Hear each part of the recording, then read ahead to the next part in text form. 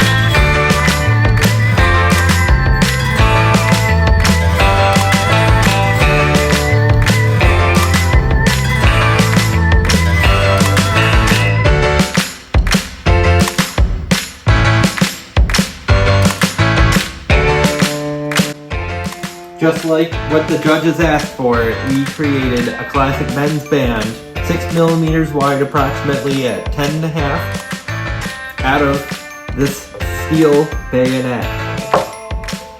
This is Eric with Forged Gone Conclusions. Don't forget to like, comment, subscribe, and share. Thanks for watching.